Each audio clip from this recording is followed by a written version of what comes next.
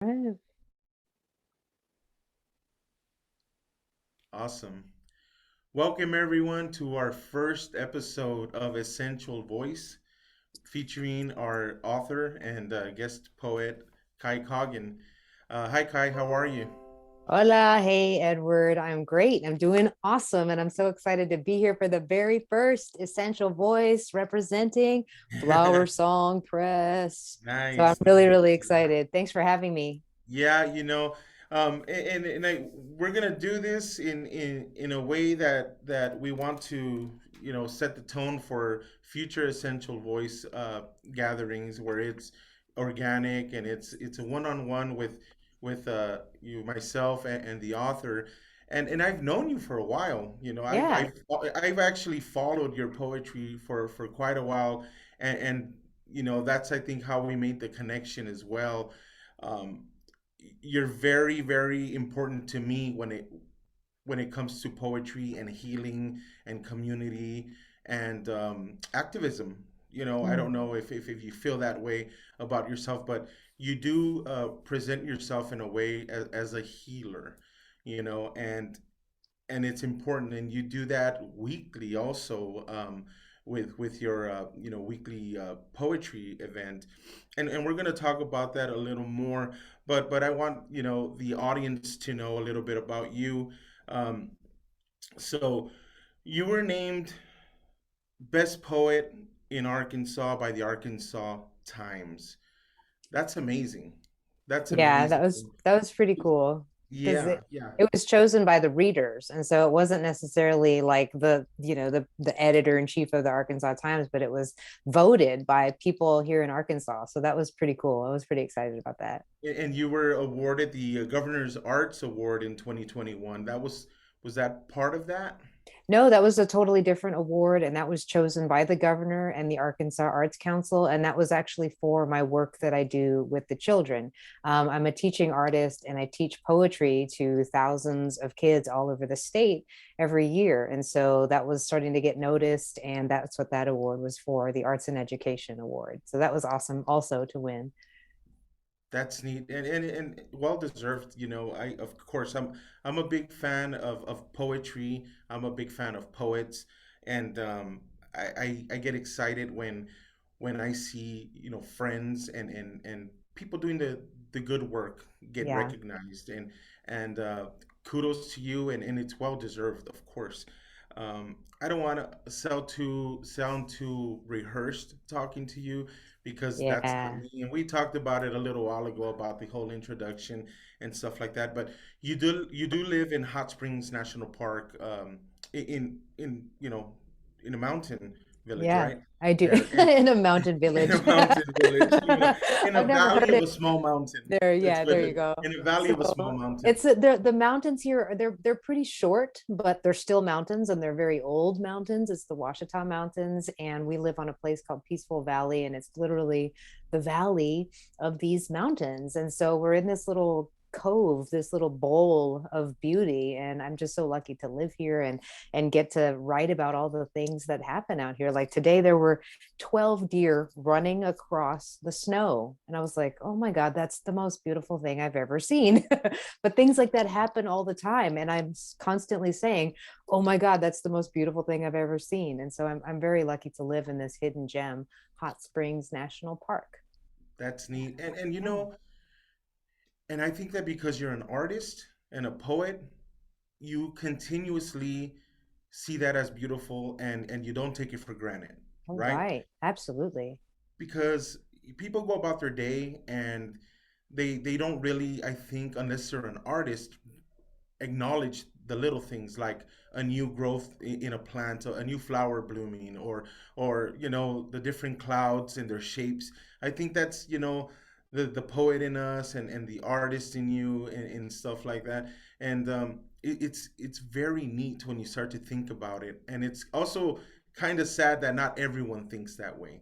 So um, being that you're an artist, it gives you more appreciation for nature, for animals, for everything in your surrounding, and you're able to live a life where those things matter to you, and you take in the richness of the earth and community and even people. You see the beauty in people, and sometimes even it feels like we also take in the negative and take it to heart, but we create from it. And I've seen in your book is that Mm, in your book you're able to see all that and put it out there. You express vulnerability and pain and attention to those things. mm. What do you think about that? I love what you're saying, and I totally agree that it is the artist in me. But a lot of it also has to do with just geography. I lived in Houston and I lived in Bangkok, Thailand before then. So I was a city girl for about the first 30 years of my life. And then moving here, all of a sudden into a completely different type of environment, where it was just 3 million acres of national forest, trees, wildlife, lakes and rivers and streams that cut through everything.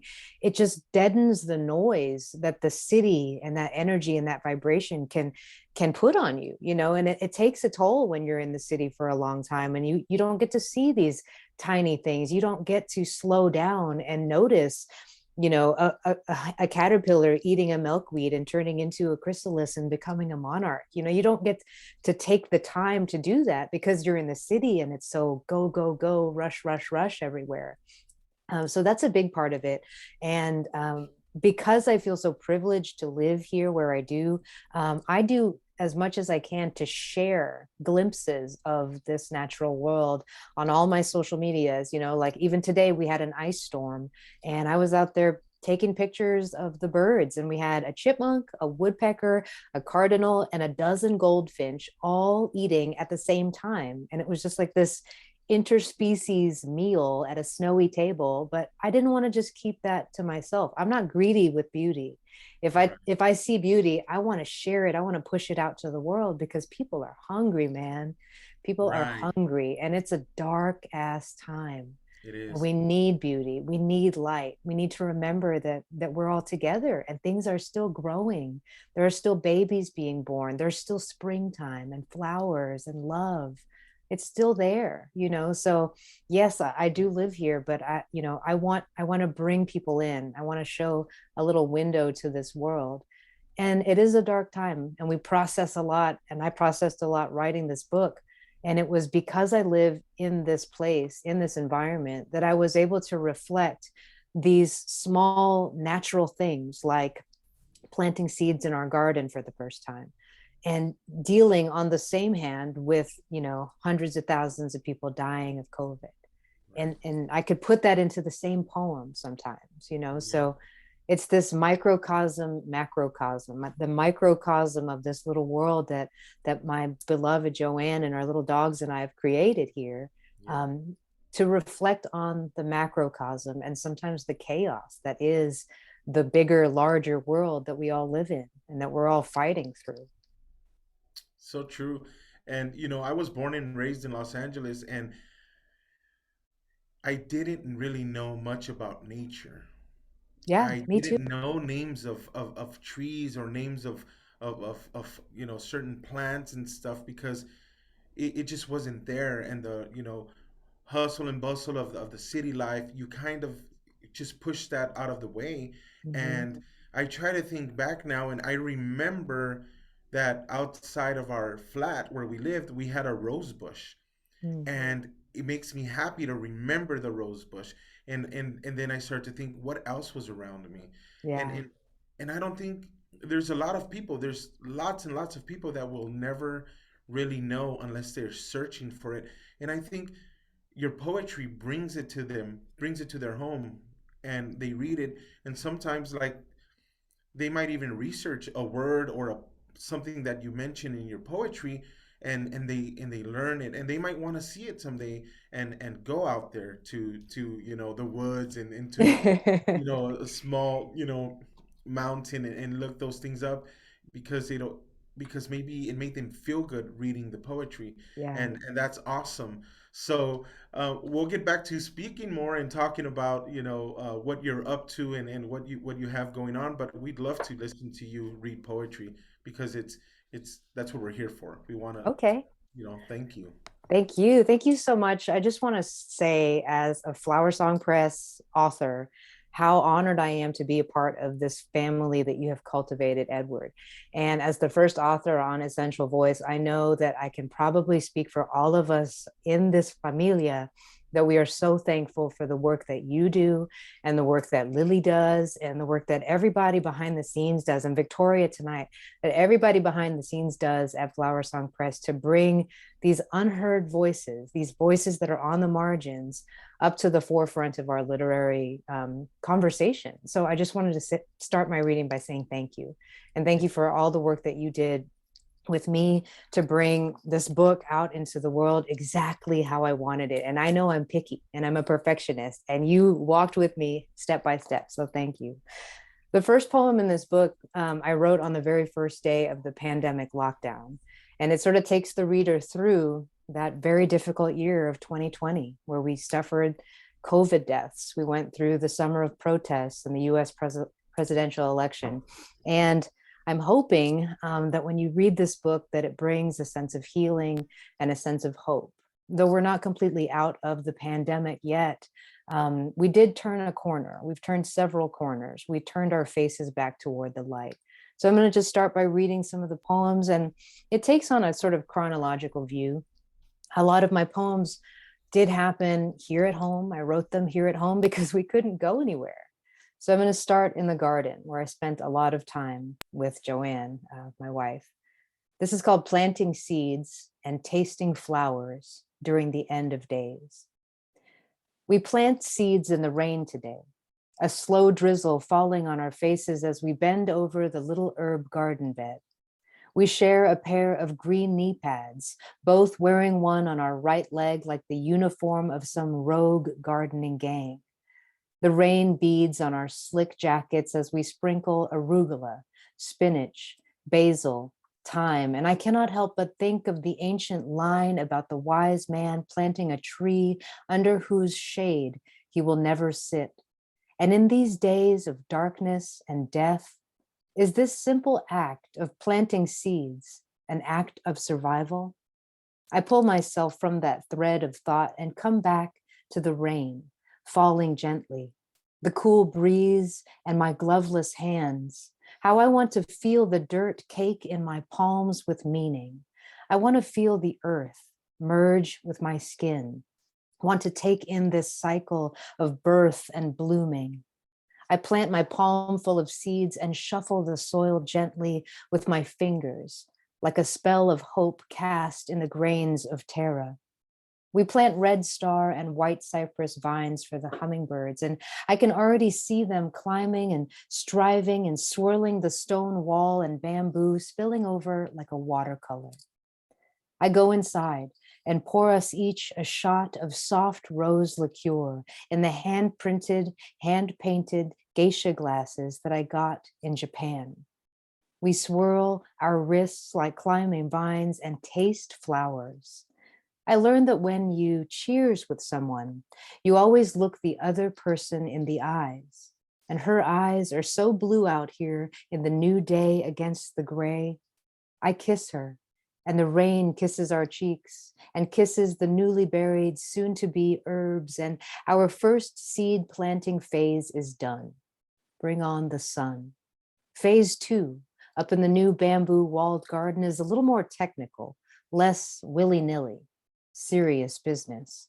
She has mapped out an intricate color-coded seed distribution model, studied the antagonists of beets and Russian pickling cucumber, charted out the friendliest neighbors for dragon carrots and radish, and we make the map to scale with our hands and hearts in the dirt.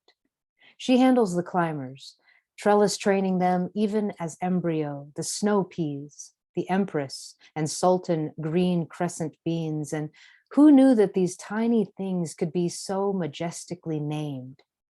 What if we all knew our majesty at such an early age? What if we all knew before rooting who we would flourish next to or who would leave us broken? Garden philosophy. I plunge my finger into the soil in precise but artistic regions, following, of course, the meticulous color mapping, and drop the little dreams of harvest into their respective holes. The prize bok choy and black beauty zucchini, the long cucumbers, rainbow chard, and celery. And I have never planted seeds like this in a garden like this. And I will just add this to the infinite list of moments of beauty she creates and cultivates with me. And we smile at each other as we push these little hopes into the earth. As she finishes up, I pick a handful of bright redbud blossoms off the tree and I cup them in my soil-caked hands, the colors so profoundly pink against the mud. And we share their succulence and sour, literally tasting flowers. We water all that we have laid into the ground, hope for their breaking open and reaching out for the sun, knowing this year, this dark, dark year, we will not go hungry, whatever may come. Lazarus. It's Palm Sunday, a movable feast that has been moved inside, minus the palms, minus the hands, minus the peace. And I speak only in these fragmented psalms, but my palms ache to touch you. Bring my fingers to bless your cheekbones, sweep your eyes with supple thumbs, cradle your neck, and pull you into me, my passion play.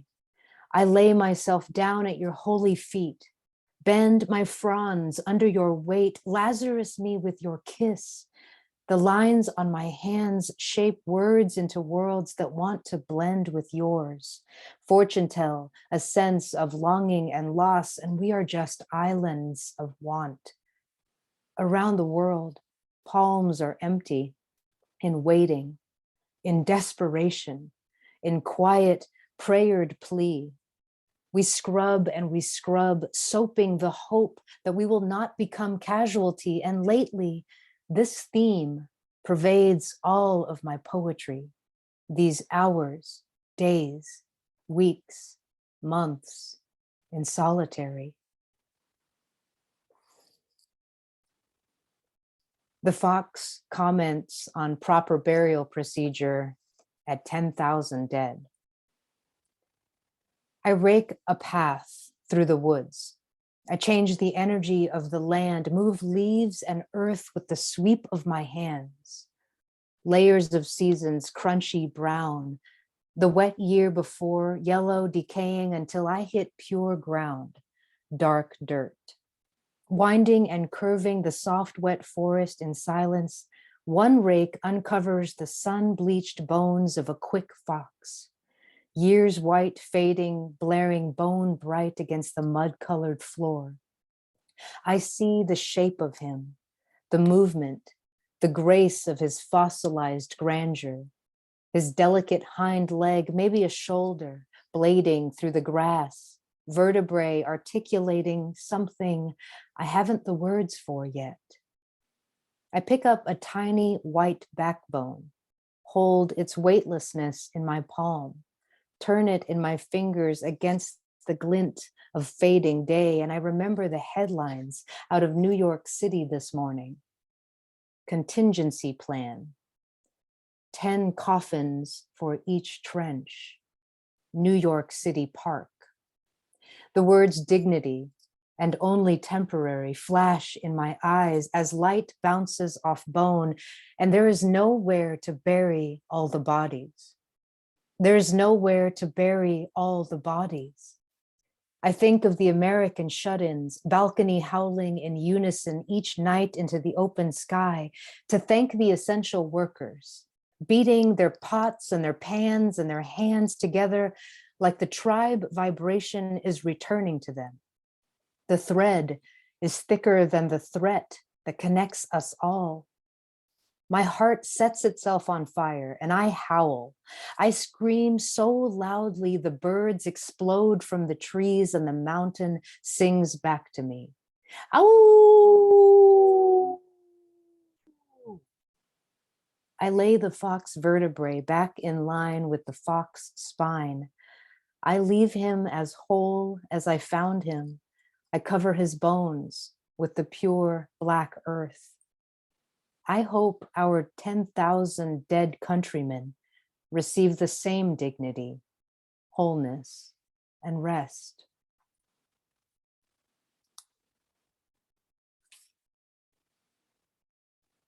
Tendrils. I seem to be finding all of my poems in the garden.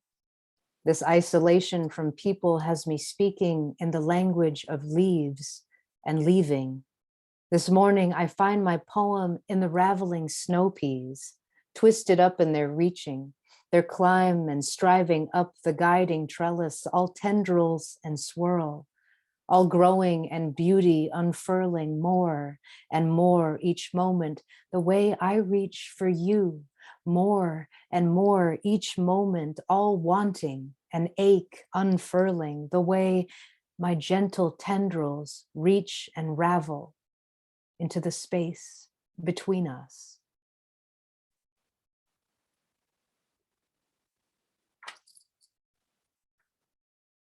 This is called Not Enough Words for Light. It's the first time we have ever gone camping. 12 years we have been roughing it in our own personal heaven on earth, home, outside, with all of our wild, but never like this, in a tent, with the night building quiet around a campfire.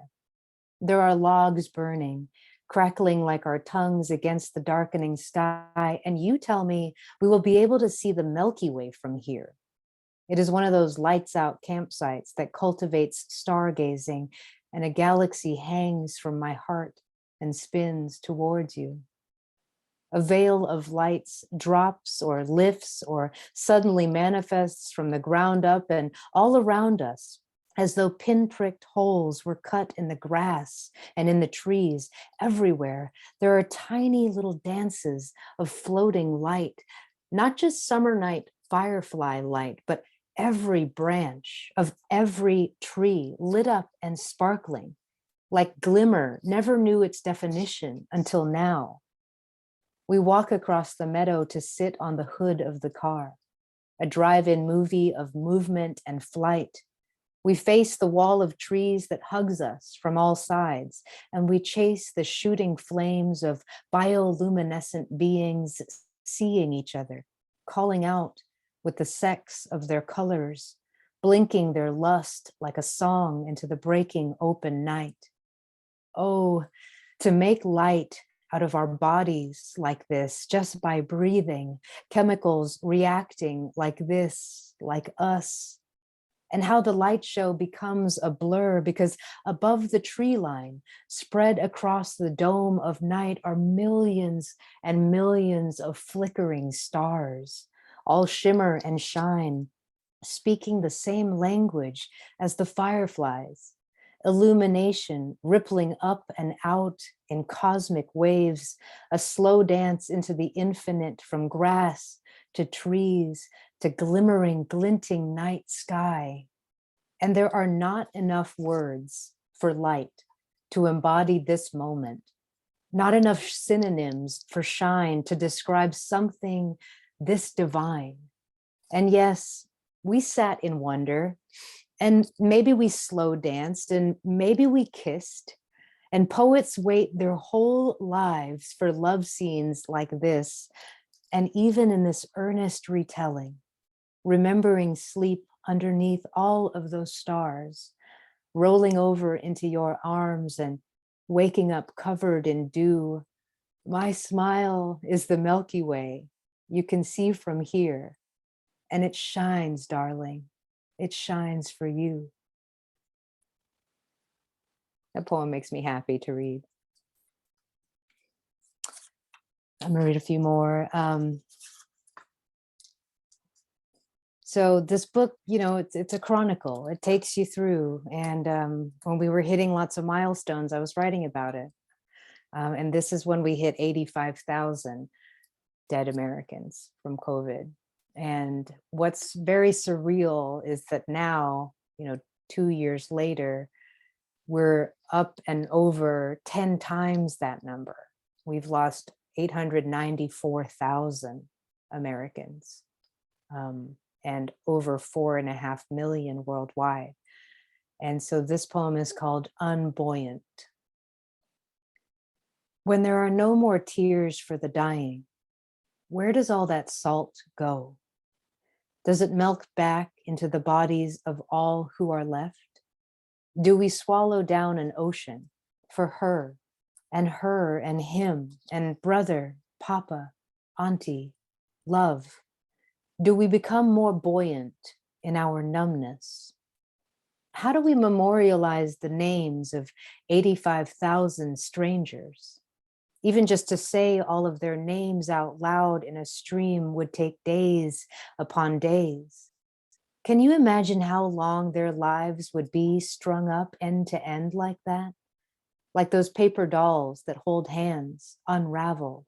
All their names, one after another, like a sentence, not a death sentence, but one that reads like a dream, like a poem of everything beautiful they ever conceived, or a string of all their 85,000 smiles and how it would stretch and reach out for miles. Or let's line up every time they smelled something cooking and it warmed them up inside. Or a poem of all their dancing and romancing and enchanting the fate of all their fallen stars, to give them a little longer on earth than the 85,000 dead numbers that they are. They died alone. That's the part that guts me. Most of them died alone while their families were locked down, not around. Visitors are not allowed to be there to hold their hands, hand to hand to hand, unraveled, separated, isolated, obfuscated. No one should have to die like that. Fill up freezer trucks with their cut short lives like that. Stack up black body bags to the sky like that.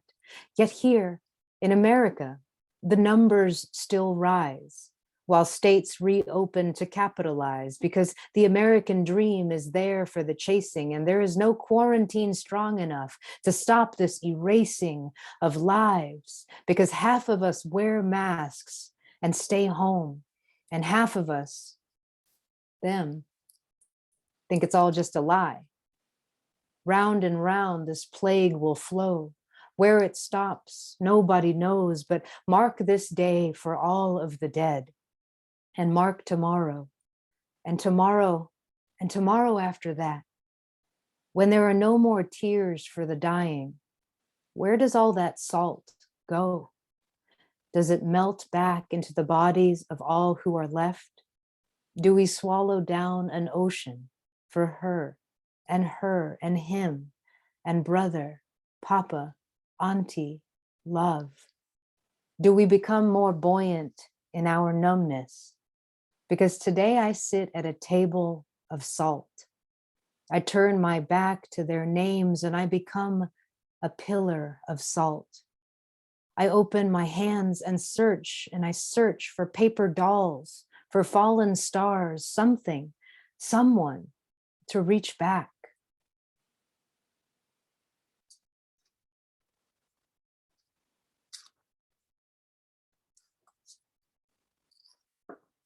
This America, how much more can we take? I wrote this poem after Trump, who was president at the time, held the Republican National Convention on the steps of the White House.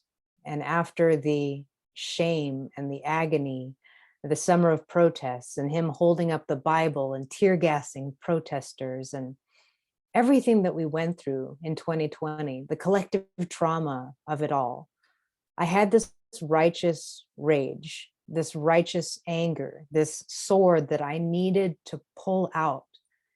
And it was this poem. And I wrote it right before the presidential election. And so this is how I fought for light during that dark time. This America, how much more can we take? It's a constant, painful inundation to be alive in this America, as if I have detached myself from my country, as if I am removed from its borders, outsider trapped inside, warrior of light with nowhere to hide. How much more can we take?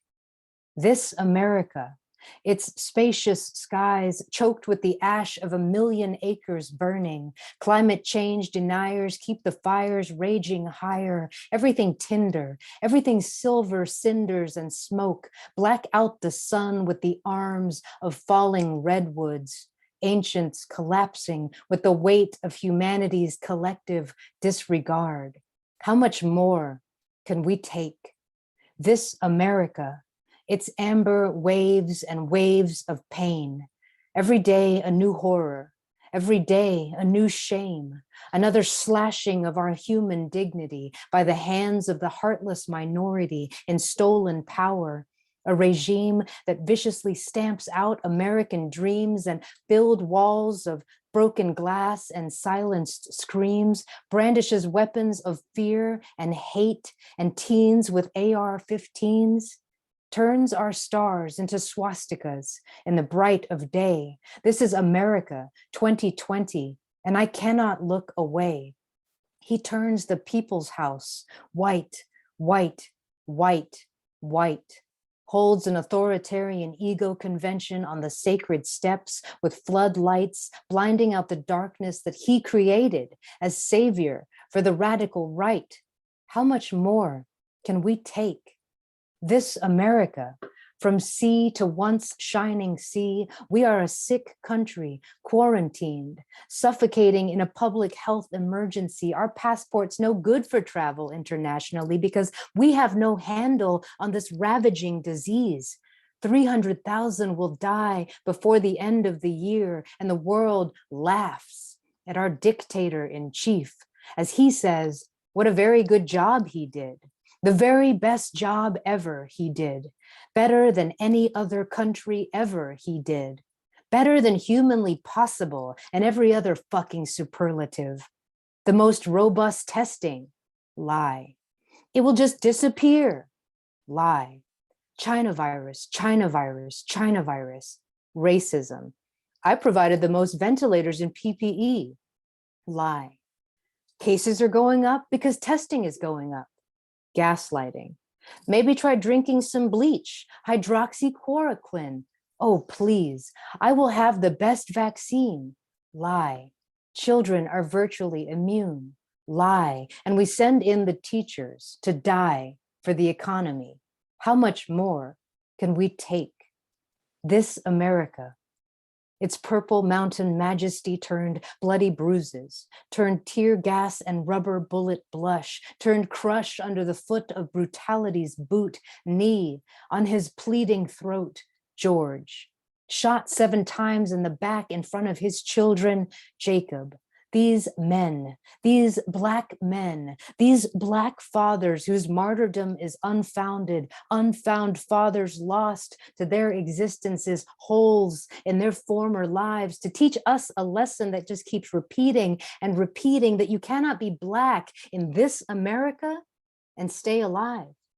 You cannot be sleeping like Breonna Taylor and simply survive.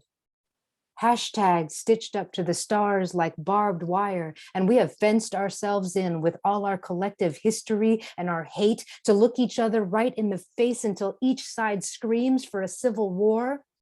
This America, I just can't take anymore. I just can't take it anymore. Anyone with a heart in their chest, a pulse in their striving soul, a light inside that guides them can see us, all of us, spiraling out of control. How much more can we take? How do we save our principles? How do we build upon real foundations while there are monsters tearing at the roots? How do we save our democracy, our liberties, our virtues? How do we taste hope on our lips again? Vanquish the oligarch and his mob of evil men. Open your heart even wider, though it may be broken. Tell truth to power, though your voice may be shaking. Embolden justice, progress, inclusiveness, brotherhood, and hope. This is still our America. This is still our America. And we are still in this fight. Whew. So that was my sword. Thankfully, after a hard election, and you all know what happened, we turned a corner. But that is not to say that that regime and all that it entails is not still on the cusp trying to get back in and take over again. And as a poet, as an activist, as a writer, as a seer, as a feeler, as someone with a conscience, I will do everything in my power to fight against that and to speak against that on any mic that I have, whether or not it makes you uncomfortable. I'm going to end with a love poem, if that's okay, Edward. I never like to leave anybody in that dark space. So 2020, I love to read this poem. I always love to finish with this poem, with whatever reading that I do, because it's a happy poem. And I got to get married in 2020. It was not all doom and gloom. I married Joanne. We got married on Zoom in our garden. And so I'm going to end with this poem. Excuse me if you're in the audience and you've heard this poem at any other reading. You know, I read this one at every single one I can, because it's the first time I got to call her my wife in a poem. And this was published in Poetry Magazine, which is something that also just makes me so happy. So this is called Filling Spice Jars as Your Wife. It seems like all my poems after this will be different. They will hold a different weight, like how the weight of my heart has shifted into indistinguishable float, into lifting cloud, into weightless flight tonight as the rain gently falls on the summer-heated tin roof, the din of casual raindrops and warm low lights glowing and wind blowing through the house. We have all our doors and windows open. We have all our doors and windows open, and I am pouring spices into glass jars, coriander, cinnamon, cumin, ground sage, and it's hard to describe this moment within the confines of a page. Tiny hills of vibrant color and intoxicating fragrance, and you hear the cadence of my heart from the kitchen, where you build perfect fitting slip-in shelves for our spices over the stove. Match the colors, match my colors to yours. I have all my doors and windows open to you. I have all my doors and windows open to you, and you have come all the way inside, sat down at the table of my deepest desires and lit a fire to warm us both. The wind blowing through the house, the rain gently giving way to turmeric sunrise. And you, darling, you are my wife. You are my wife. And it's like I have been waiting my whole life to say those words. And I feel held in a way I have never felt before, to look down at my fingers dusted with ginger and thyme and see the gold of my wedding band glint and shine in the warm low light glow. I am yours and you are mine, promised on Zoom in our garden of giant zinnia and hummingbird vines, sung out in the morning song of bluebirds, this union that ripples love out into the world and infinities back into us again. Love in the fine powder of these spices, ground up essence of oregano and basil. I see our love in every atom suddenly, and every cell in me finally exhales. And perhaps that is the wind. Perhaps that is the wind blowing through the house, this release of eternal searching and finding you there, calling me your forever, naming me your always, to have and to hold. Till death do we part and start all over again, looking only for each other's hearts, taking my life in your hands, eternal, marrying me to the heavens, latching me to the star trail of your white dress in this orbital dance, this lift and spin, this knowing from within that all of my poems after this will be different because you are my wife. Thank you. Thanks for listening, everybody. Mining for Stardust. Gorgeous, gorgeous poetry, gritty, hopeful. Just I want to go and gather spices and put them in my garden now. It's just a wonderful and complete book. I Mm, really love, and I didn't know what it was that I was going to get from you when I told you, Kai, I want to publish you and send me a collection. I didn't know what you were going to send. I had read your poetry from your other collections, and I just thought, um, this is so beautiful. And I know that we grow every time we write and we change, and I thought, wow, it's going to just be so great, right? mm. Um, okay. Well, I Go remember, I ahead. remember you asking. Thanks, Victoria. I remember you asking for my book, and I didn't even know I was writing a book.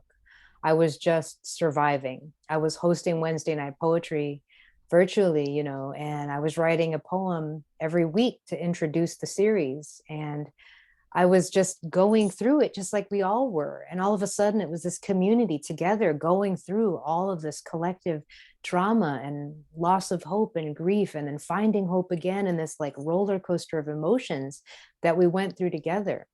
And I feel that I sort of was leading this group of poets to process and to go through this dark time together, and I was sharing every time I recorded a video, I would be in a different part of our property, sharing the hummingbirds buzzing around on my head, or like the snow, or the koi fish, or I wanted to give to the world. I wanted to be connected, but the world was giving back to me.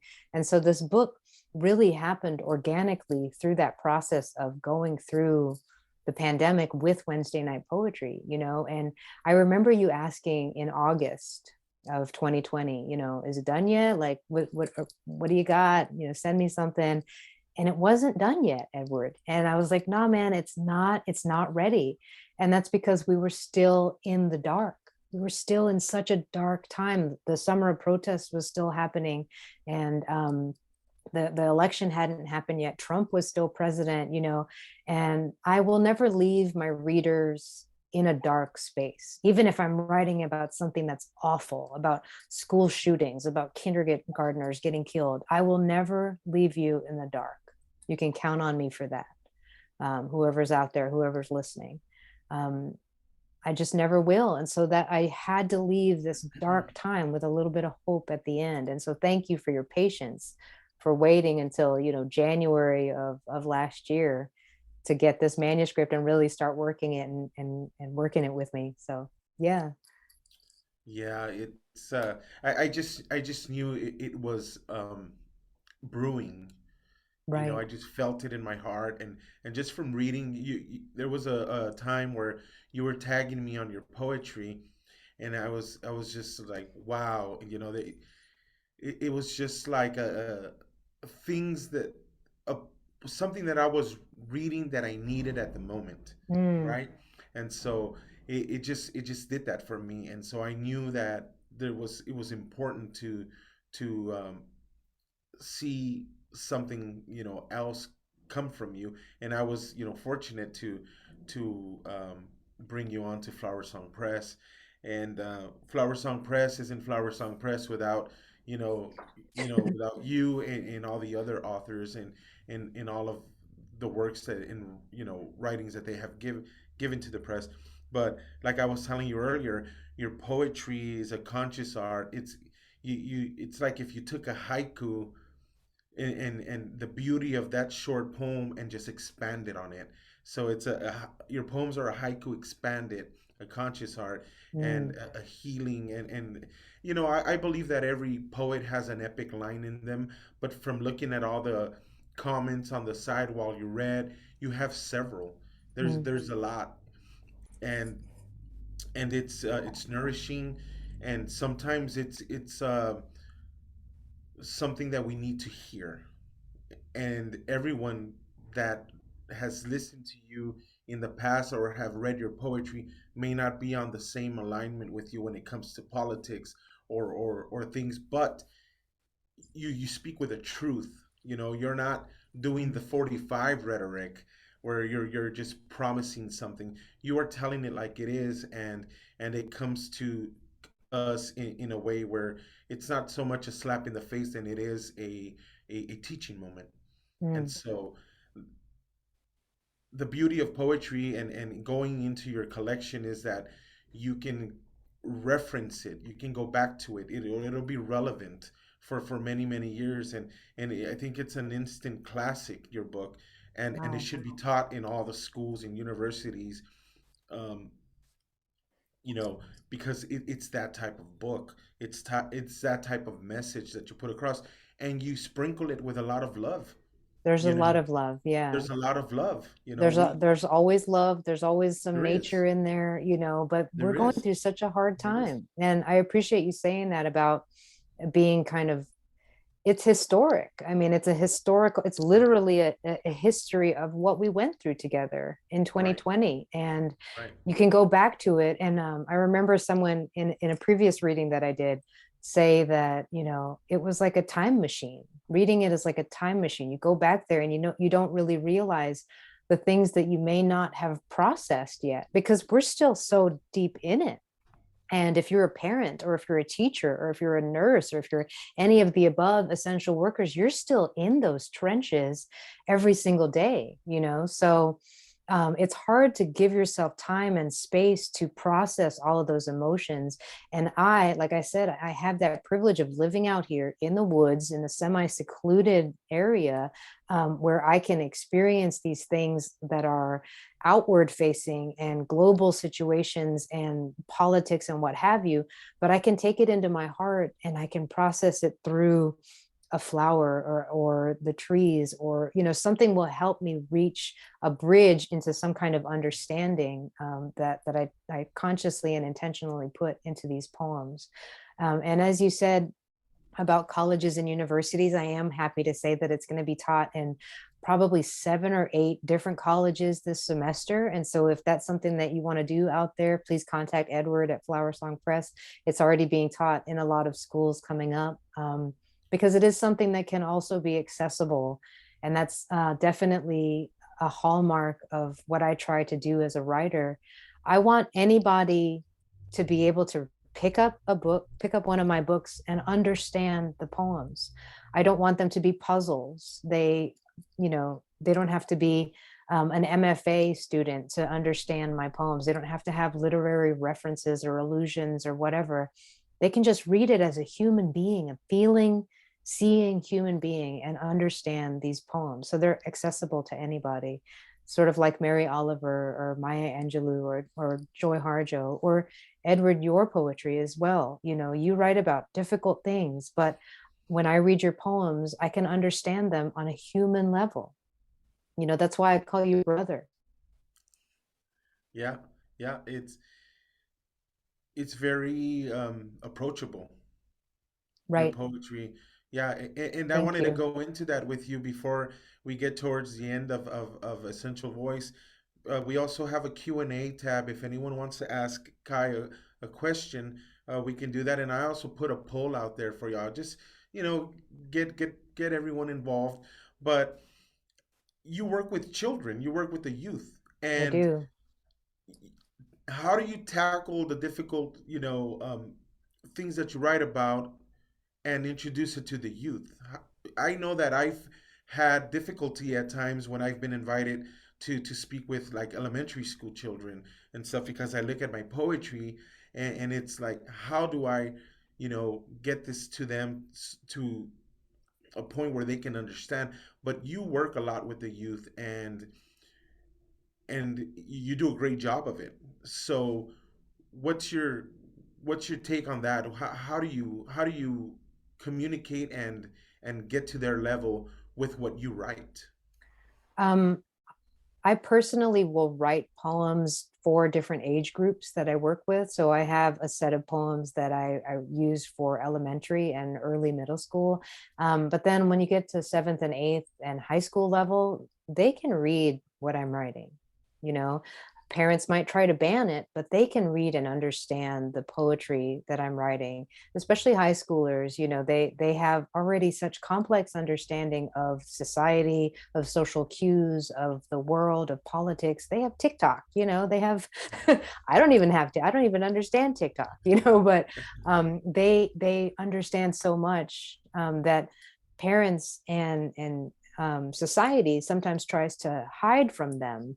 But if you can instill a sense of right and wrong, and a sense of goodness, and a sense of, like, being helpful to somebody, or a sense of gratitude, or appreciating beauty, that can be taught at an early age. And when I do work with children, I have a mantra, and it's something that I tell kids that are 7 to 17, 18, even the adults that I teach, all the way up to 85-year-olds, that poetry is a safe place for your feelings.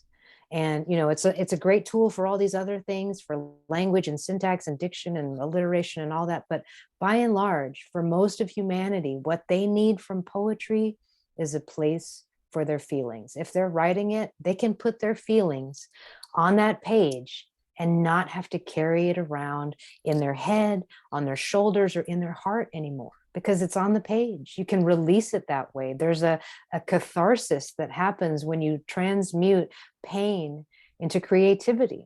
And if you look at my first two books, they're very inward facing, and I deal with a lot of trauma that happened to me personally. And after I was able to transmute that, or deal with that, or write that, I could start looking at bigger things, helping outwardly, helping my community, helping my state, helping my country, helping my planet, my world. And so for me, it works that way. And it may not be for everybody else, but if you can lead with love, lead with empathy, and putting yourself in somebody else's shoes, you can talk to anybody, however old they are.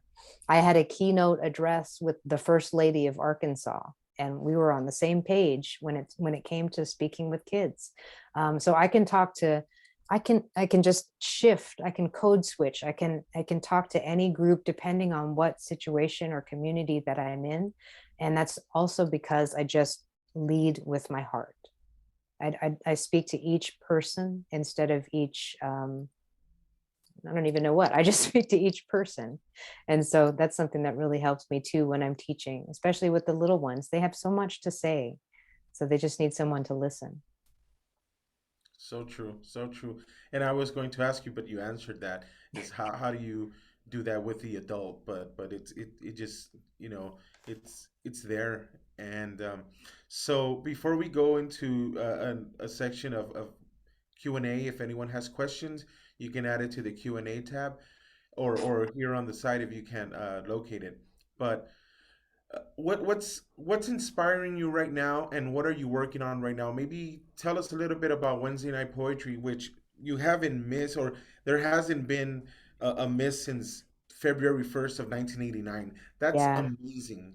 That's it's a that's like that's like were there times there where you just thought, I can't do this anymore, knowing that it's important to you still, you kept doing it, but it's difficult to it is to difficult. to do it. Yeah, and I didn't start Wednesday Night Poetry. I would have only been 9 years old in Yeah. 1989, so that would have been a little weird. But I took over at year 30. So at the 30th anniversary, the man who founded it, Bud Kenny, asked me to take it into the future and become the new host. I had been going since about 2015, and it was my spot. It was the place that inspired me to write poems every Wednesday to share on this open mic. It was this community of poets that I found when I moved to Arkansas. And whoever thought I would find my poet people here in Arkansas? I never would have thought that. And I did. I found this community. and they took me in and they inspired me to write and gave me a stage where I could grow and I could learn, and I could be my brown, loud, queer, self. And I could shout protest poems, though there's a Confederate flag down the street. I could be myself at this open mic. It was a safe space. And that's something that has always mattered to me. Even when I was growing up, I that's what I needed. I needed a safe space. So when I taught high school, I created a safe space for my high school kids. And that's something that has always been very important to me. So when I found this community, this poetry community that was all about that, I was just like, wow, okay, this is real. This is legit. So when Bud asked me to take over, I was honored to continue this legacy. And, last night we celebrated 33 years, our 33rd anniversary, 1,723 Wednesdays in a row. Wow. And yeah, and Bud passed away that year, 2019, about 6 months after making me the host. So it's kind of like he knew that he wasn't going to be around. His soul was like, all right, I have this thing, I want to keep it going. And so I didn't know there was going to be a pandemic that we had to get through also, but there's always a silver lining. And I feel like moving Wednesday night poetry into this virtual sphere, it knocked down so many walls. And I had to think really quickly. I didn't know how to use Zoom yet. That first lockdown day, it was a Wednesday. And so I just put it all on Facebook. I had people record videos and stuck them all on Facebook. And then we never missed a week. We didn't miss the week. And so it just grew and it grew and it grew. And it still just is unfathomable to me how far the reach has gone. And those poems, like your feature video when you featured for us, it has like 8,000 views on it. Like Joy Harjo's feature has like 50,000 views on it. So it's like when you drop a stone into a clear, life, still, whatever the word is, you know what I Ripple mean? effect. Ripple. Yeah. They just ripple out. And so Yeah. it's kind of this practice of infinity, what's happened with Wednesday night poetry. So we're back in person, but we're still virtual as well.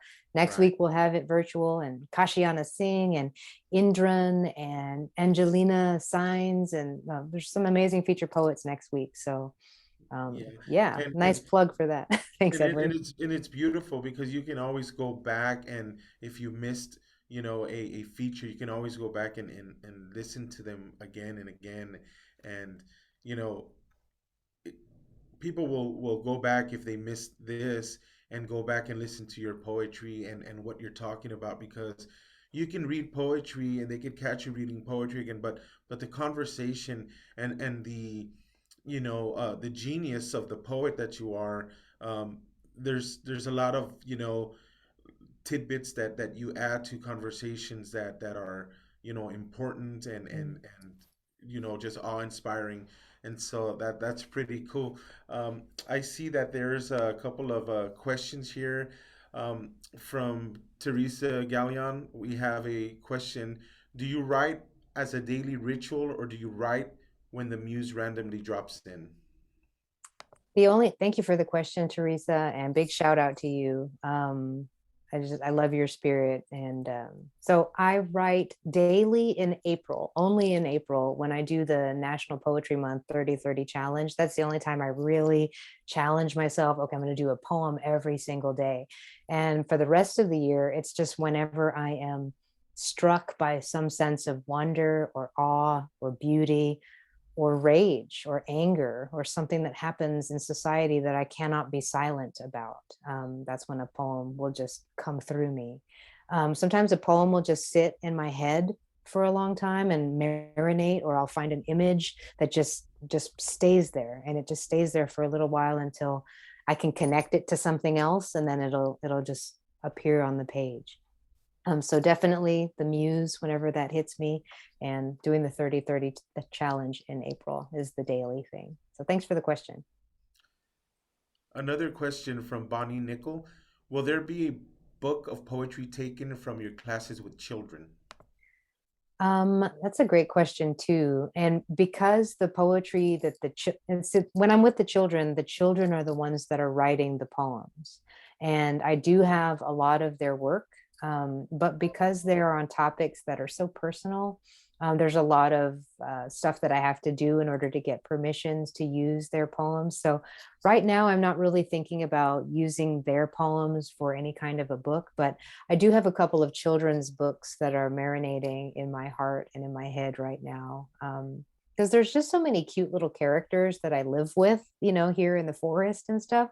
And I love personifying things and giving them little, stories and nicknames and stuff. So Joanne is always like, why don't you write a children's book? And she's a great illustrator. So I know that probably there will be at least one coming down the pipe soon. For sure. Yeah. Uh, Now, Ed Gonzalez. Hi, Ed. How are you? Good to Hola, see Ed. you around here. He wants to know if you, how do you write your poetry? Do you handwrite it? Do both handwrite and keyboard? I flow better on the keyboard just because it's faster for me. But if something is just like if there's an image or a phrase or a word that I don't want to forget, I'll just scribble it. I do both, but primarily just at my computer here. Awesome. It's not Uh, as romantic, I know. Kashiana Singh, I hope I said your name right. You did. I love you, Kai. You uplift us as a community. Does your wife, Joanne, write with you ever? No. No, she does not. She's very busy being a master naturalist and, just taking care of nature all around us. She's made our house a wildlife sanctuary. So she is my muse. The things that she does inspires me all the time. She just does so many cool things with animals and birds and just the way that she is. So I guess she does write with me, if you want to be technical. She doesn't have a pen in her hand, but she inspires a lot of the work that I write. But she does she's done every cover art from your books except this Yes. last one, right? Yeah. Yeah. She painted all the covers. Thanks for saying that. Yeah. She Yeah. painted the covers of the last three of my collections. And I have the paintings hanging here in my office. And it's just amazing that she is the only one that's painted my covers. And then there's the universe that painted this one. So I think that's pretty fitting. And the cool thing about this new cover, Mining for Stardust, I think that it was, I think, the week that the book was coming out, NASA also put it on their website, I know they put it on right? Instagram, and I was like, "What?" Yeah, and it was really, I believe in that kind of stuff, Edward. You know that I wanted to be published on 11/11 because I believe, some people are like, "Oh, that's kind of woo woo or whatever," but I believe in numbers. I believe in energy. I believe in vibration, and this whole other subtle world that's happening all around us. When there's a synchronicity, it's not just a coincidence. It means Right. that you're in the right place at the right time doing what you're supposed to be doing. So when NASA posted that, I was like, oh, cool. Yeah, Yeah, that means yeah, that I'm in yeah, the right place. And I had to yeah. get That's super permission cool. from them to use that image. And so it's the pillars of creation in the Eagle Nebula. And it's literally a place where stars are born. So I just was like, man, what an image. There's Yeah, really no better thing you could pick for a right. book. Right. And so and that's why it was so important that we get it right also because we Yeah. wanted to give it justice, right? Exactly. So Thank you yeah. for that. Right, Yeah, right. Edward, So right. Edward, he was very patient with me because I was like, the colors aren't right. It's too dark. We have to do it again, and he's like, okay, we'll do it again. We'll re-upload it. And, Yeah. that's just a testament to how much Edward and everyone at FlowerSong cares about the author's work that they are putting out. This is not just about, money at all. It's about quality, and it's about really setting the vibration and the energy that each author is wanting to put out into the world. And he really cares about that. You really care about that. I'm doing a FlowerSong commercial for you. Thank you. Thank you. But it's about you. Well, one more question, and it's by Ania Ray. If you could grab every human by the shoulders and tell them this, what would this be? Anya, I would tell them, you are beautiful. Believe it. That's beautiful. And so they can follow you on Facebook, on Instagram and Twitter, right? And Yep. and you have Facebook as well, and you are yet to get on TikTok. I'm scared. I put but my my handle there for Instagram and whatever the other thing, Twitter, is Skylight, and you can find me on Facebook just with my name. And my website is the same; it's just my name. If you want a signed copy of my book, you can go to my website and get that. But Edward is doing a deal, so scroll up in the chat, and if you want to order it right from FlowerSong, he's got a good deal going for this essential voice thing. So if you haven't got yours yet, now's the time. yeah, yeah, and thank you everyone who's purchased Guy's book, and y- I mean, if you were here, you're going to, know that you got something special. Um, it's just, again, like I said, your book is an instant, classic to me. It's a reference to for healing and for hope and for many other things. So I'm very happy that you were our guest here for Essential Voice, and everyone that's tuning in today. Thank you for being a part of it and being here for our inaugural uh, episode. And we look forward to seeing all of you. And Kai looks forward to seeing you for her Wednesday night poetry. And again, thank you very much, Kai. Any last words? Anything that you want to push out there that you're working on right now?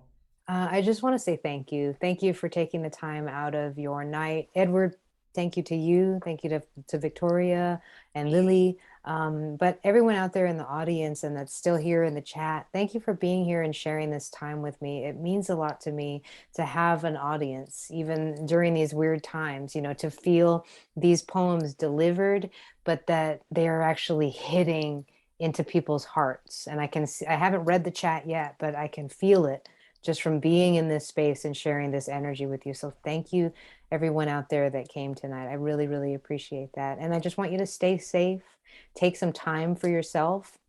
Know that you don't have to answer every email right away or check every notification right away. Turn off your phone, take a bath, drink water, go for a walk. Let's see what else. Get good sleep. Okay, I think I'm done. That's it. Thank you so much, everybody. Thank you, Kai, and thank you, everyone. And again, you can purchase Kai's book with free shipping from now until Sunday. So there's no rush to get it now. But again, thank you, and we look forward to posting our episode 2 very soon. So you can go to flowersongpress.com and get more information there. We do accept also donations to the press, which helps us continue, publishing more voices, essential voices, and important voices. Thank you again, everyone, and have a good night. Stay warm and safe, like I said.